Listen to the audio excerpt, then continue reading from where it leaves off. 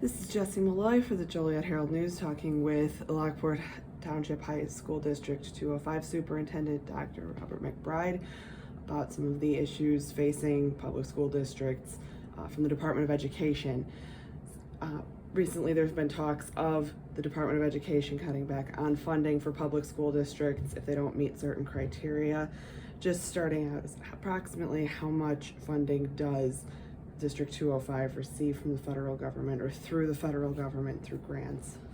We receive about $2.5 million in federal grants, and those fall into different buckets, title buckets, grants that aren't assigned to a particular title. So we have things like Title I and Title II and Title III, which relate to Title I is reading instruction for students in low-income situations.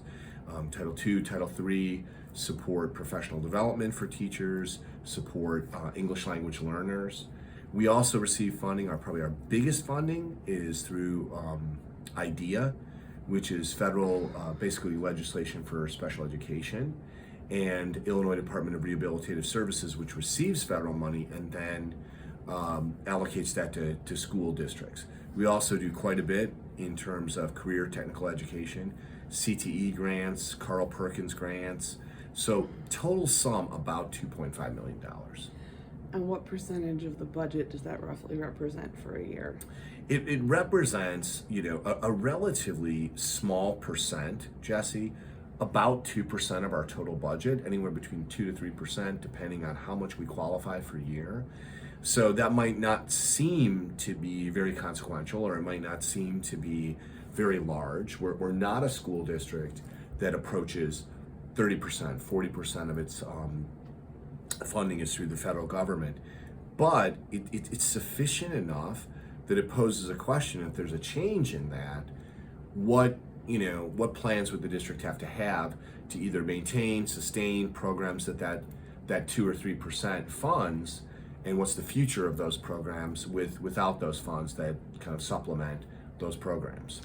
Which is part of what I wanted to talk about. Is there a plan if some of that funding goes away, or are there things that would have to change specifically? I know there's a lot of talk of with DEI, with diversity, equity, and inclusion initiatives, if schools violate the bans that have been put on that some federal funding could be cut. Are there any programs that this district takes part in, whether they be curriculum programs or initiatives for students or recruiting initiatives for staff or staff training that you worry could fall into that category or under that umbrella that could lead to those funding cuts? And then what would changes look like if the funding disappears? Right, and if we kind of start broadly, if any of those funds changed, right, it would provoke for us what we always do. If I gave you some examples, Title I reading, we have found that instructional coaching and having literacy coaches very helpful at addressing the needs of low-income learners who oftentimes come to us with reading delays at the high school level. That's a program that we would have to take a look at and either say, we're going to continue it, we're going to reduce the amount of staff, we're going to pull things in our budget to cover that. So we would just have to prioritize in the area of reading of how we're going to address that. In the area of career technical education, many of the federal funds we receive buy the essential equipment that students need to get an industry experience in architecture, in autos, in computer-aided design. So we would have to ask the question, if we weren't able to get that federal funding, do we continue to purchase that equipment, and at what cost not to purchase that equipment? With IDEA, that is for our learners with special needs. So much of that is tied to the law that we're obligated no matter what, whether we have grant funding or we don't have grant funding, to serve the needs of those students. So I think what we would have to do is across the spectrum, if we had any change in funding, we would have to have a budget that is flexible enough to make decisions and to move things around. The good news is we're about to start our budget season.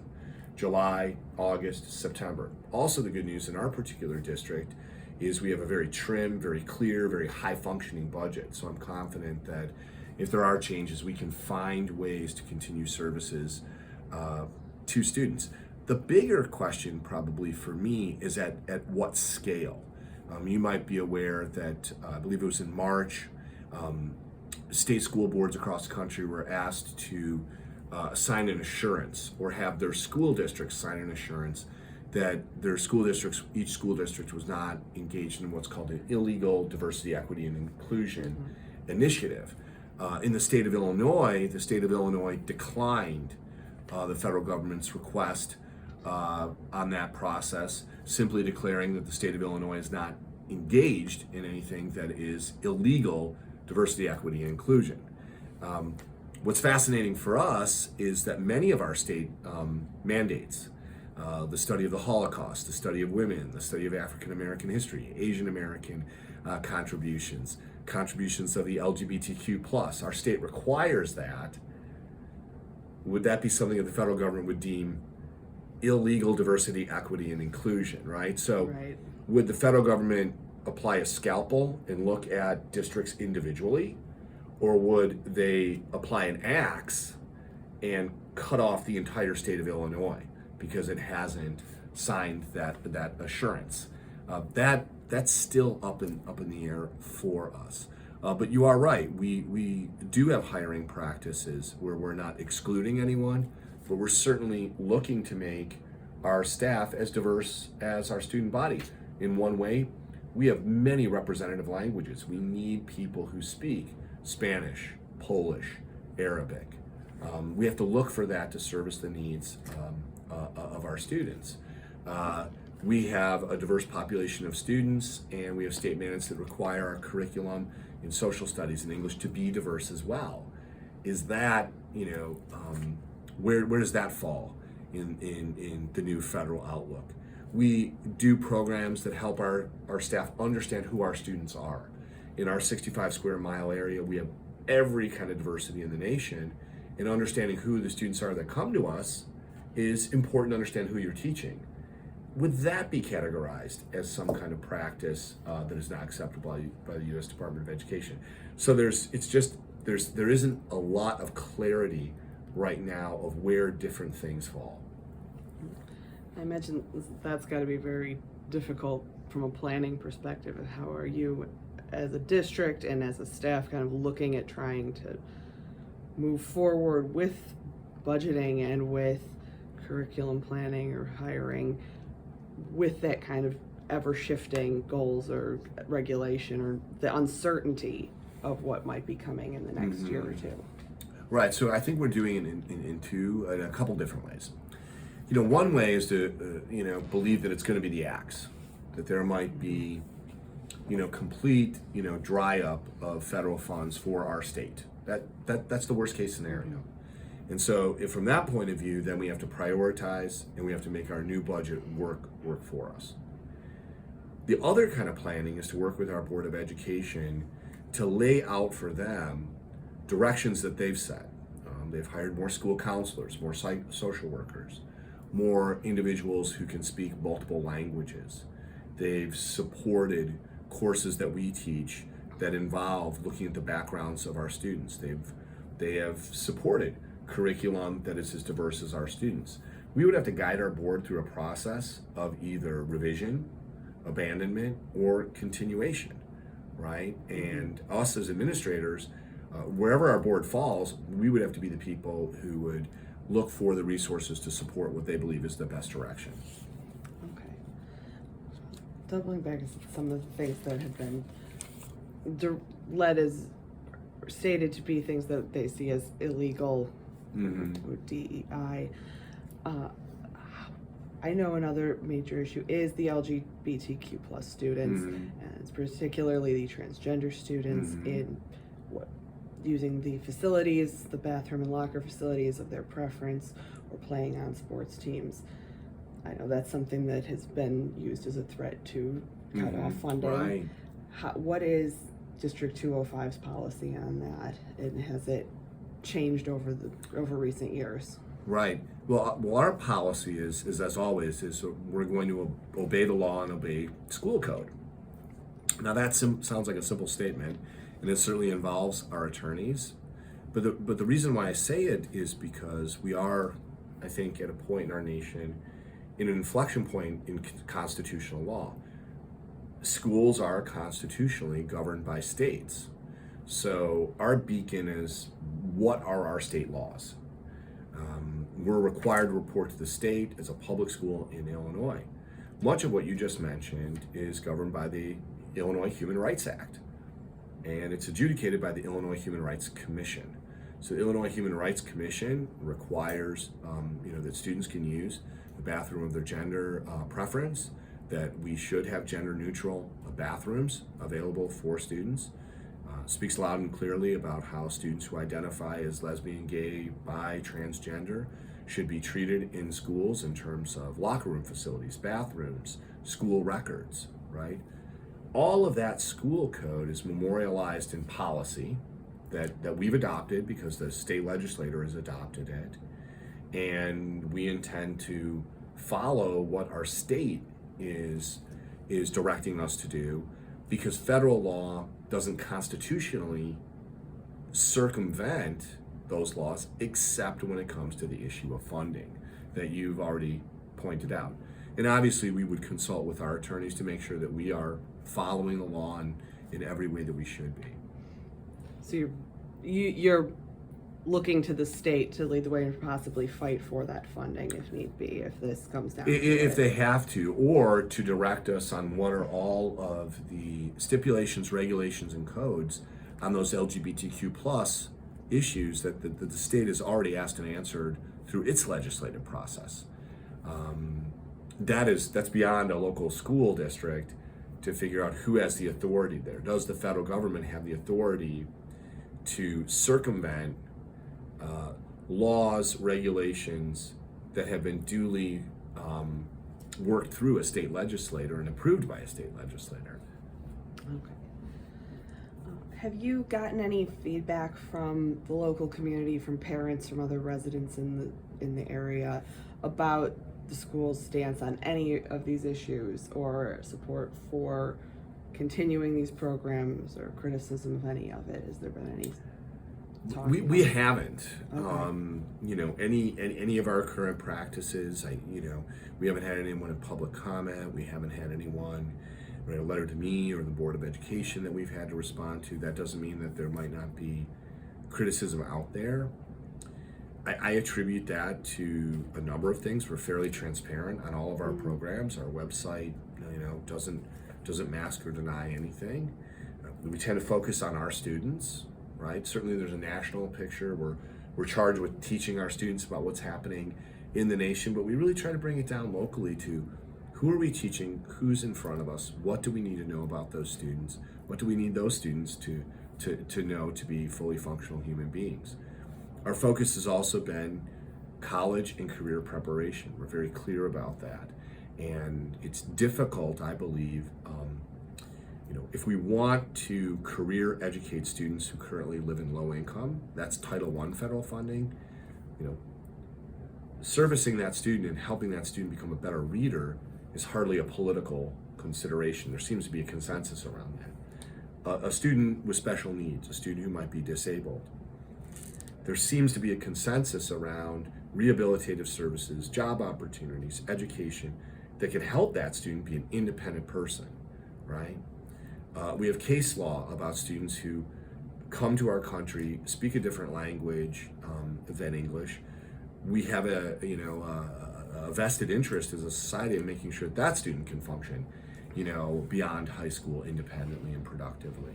So we've tried to fashion those things as propositions that as many people as possible can agree on. Okay. Just moving on to a slightly different topic with curriculum issues, and preparing students for the workplace or for college. There's a new rule that has come in about integrating more training for artificial intelligence programs into the classroom for both teachers and students. I also know a lot of districts have previously pushed back against some of those technologies for risks of cheating or plagiarism or using it to get around doing other work. What is District 205's current policy on it, and how might that look going forward as we have to meet those standards? Yeah, a couple things that are on our mind. I think one of the things that we have to confront is that presently, and these are independent reports from a variety of different organizations that track this, about 62% of jobs out there that our kids would go into require some kind of literacy in artificial intelligence. And so that always means, I think, that public schools have to do a solid job of teaching students how to appropriately and productively use those tools. We don't have a specific artificial intelligence policy. We might have to do that if the legislature requires it. We have several policies that deal with technology use, that all technologies we use fall under. But to particularly address this, we were part of, 2 years ago, founding something called the Chicagoland Consortium for Human Use of Artificial Intelligence. These are universities, high schools, some independent organizations that have been really looking at the question of what is the work that we can do in public schools to use artificial intelligence in a way that it builds knowledge and builds critical thinking. We've had a group of people called AIRG, which is the Artificial Intelligence Research Group, working for 2 years with partners like Leap Innovations and Play Lab in that consortium to build what we hope is better than a policy. It's a guidebook. What is the guidance that we would give students? What is the guidance we would give teachers on the appropriate use of artificial intelligence tools?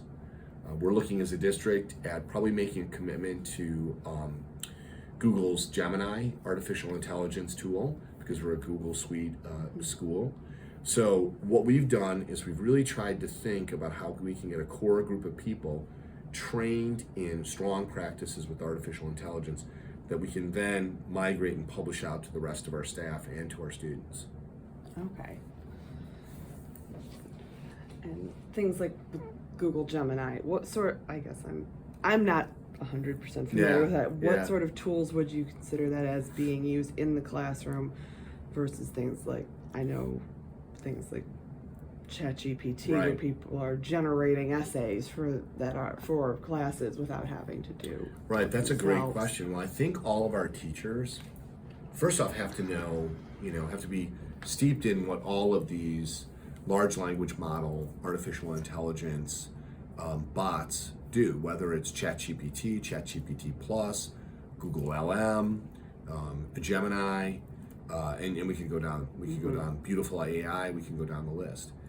And the key thing is there's a key core skill that we believe that everyone has to start with, and that's being a good prompt engineer. And what I mean by that is that if you simply put in a ChatGPT or Gemini, please write me an essay that focuses on current changes in federal funding due to changes in the political environment in Washington. And then an essay is generated and you turn that in. That essay doesn't represent your work. Instead, what we believe our teachers will have to do and our students will have to do is get better and better at writing tight, clear prompts. And that's the kind of thing that has to happen in the classroom.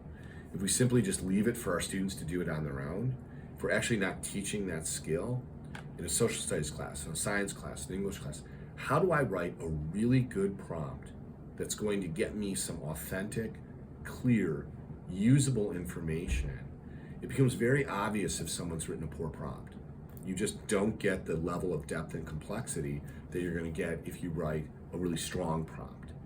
And that might seem like a very basic skill, but it's no different than a Google search, right? The search will only search what you ask it, right? And so we just think that one thing that we've talked about in terms of guidance is helping our students and our staff be better prompt engineers so that they're using AI to construct knowledge, not to plagiarize knowledge. Okay. Moving on to, is it a different technology issue? You're saying that you've got different policies for technology classroom. The state of Illinois has recently this almost feels contradictory to the encouraging more use of artificial intelligence. The state is saying that there should be limits put on the use of phones and personal technology in the school environment. I was just wondering how that is being looked at going forward, because I know that's supposed to be implemented in the next year or two. I think historically cell phones came into schools because schools could not provide the kind of technology to access the world that students needed. I think the state is acknowledging that at most schools now throughout the state, districts are putting laptops, Chromebooks, iPads in the hands of students. They have technology, web-based technology that they can use.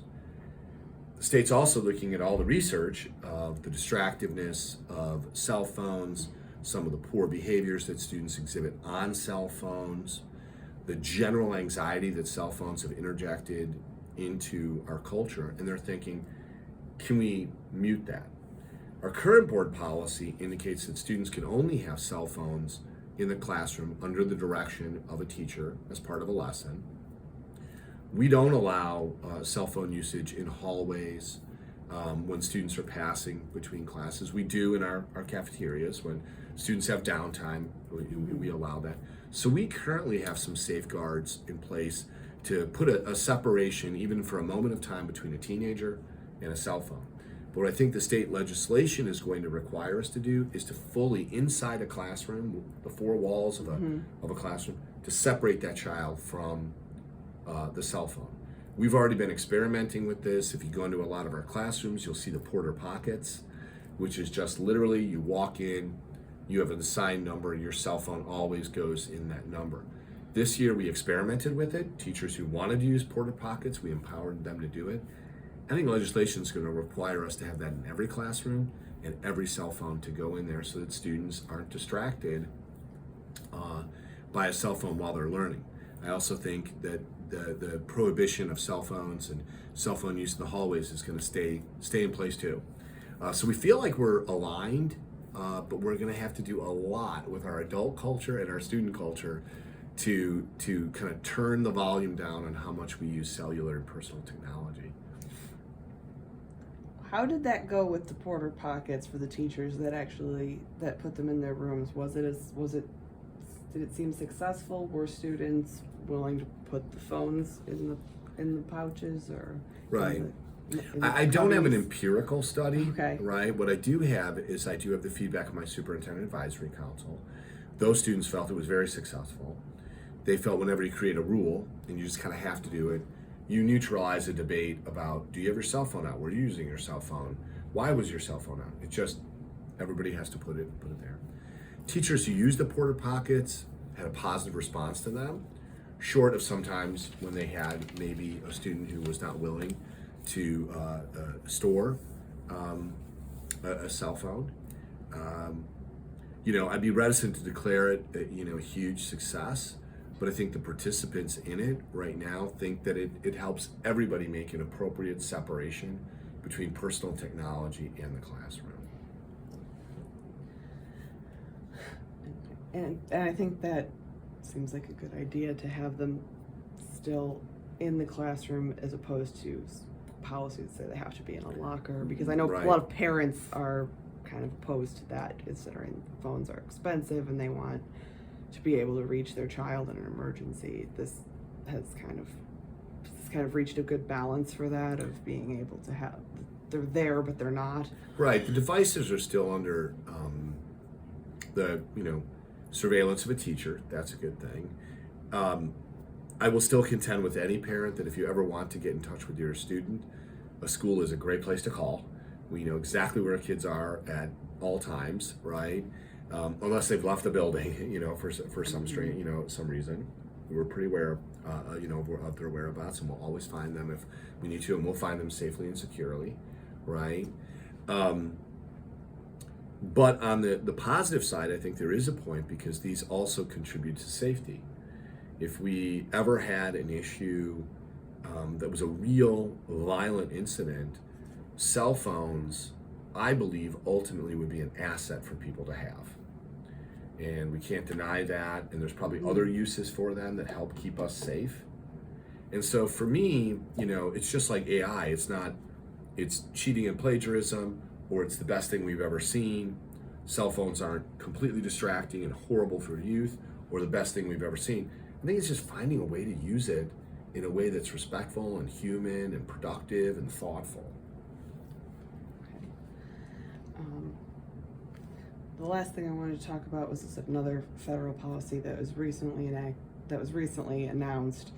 Was, I believe, an executive order suggesting that previous guidance about discipline, about having to trying to take into account disproportionate punishments against students of different ethnic or racial backgrounds doesn't need to be paid attention to anymore. Right. And I was wondering what the district reaction to that is, how it's currently managed, and if that's something that is actually of any concern right now, if that's even going to be something that is looked at as a change in policy. I think it comes down to, again, that state and federal line and function and responsibility. We annually have to complete an Office of Civil Rights, a report called the CRDC report. And in the CRDC report currently, we are asked to look at discipline from the point of view of race, income, and special need, right? We disaggregate that as a result for our board every month. So we report that out to our board. The federal government might make a change and might not ask us to report that. The state, however, has had major changes in the past few years with discipline. And those changes are agnostic to race, class, income, unless you're a student with a 504 or an IEP, and that's federal legislation. Those students, when it comes to discipline, have certain rights that other students not identified as special needs don't have. And it's interesting enough, that's federal. That's not state. But our state has really set up an architecture that students can't be capriciously expelled. Students very rarely can be put out of school for 10 days. There's a bill pending right now that every out of school 3-day or more suspension will have to be reviewed by the superintendent. So our state has put safeguards in for good, fair practices that are agnostic of a student's race, income, class, background, language. It's really focused on what type of consequences do students get for what type of infractions. So it's focused on the infractions more than it is who is completing the infraction. Okay. That's all the specific issues, and I guess just overall, what are you anticipating as things possibly continue to fluctuate over the next few years? What you're seeing, what you're anticipating the district looking like, or changes that may need to be made in a worst or best case scenario? Right. Well, I hope in a best case scenario that there's some reconciling. This has to happen on a national level as well as federal government, state of Illinois. There's a reconciling of the federal government's role and the state's role in terms of school code, law, regulation, procedure. For the time being, we'll be looking more towards the state because we're required to. I also hope that there is, best case scenario, that there is an understanding that often what is being labeled as diversity, equity, inclusion is merely understanding who our students are. Inherently, teaching and reaching students relies on knowing who's in front of you, understanding who's in front of you. I also hope that state or federal actors, just like schools, understand that doesn't every parent, guardian, aunt, whoever sends a child to school want their particular child treated in a dignified way, regardless of their background and their circumstance? Can't we all agree on that, at minimum? And the final thing that I hope is that especially at the federal level, we take a look at the intent of these grant programs. Title I, reading education for students living in poverty. Can't we all agree on that? rather than maybe withholding Title I funds from those students because there's some type of program in a school district or a state that is seen unfavorably, do the two really have anything to do with each other? Denying supports for that student merely to have a school district or a state comply ultimately impacts that low-income student. And if that low-income student, as she or he moves through school, is not getting that reading instruction, how does that in a long-term way impact us when they leave high school?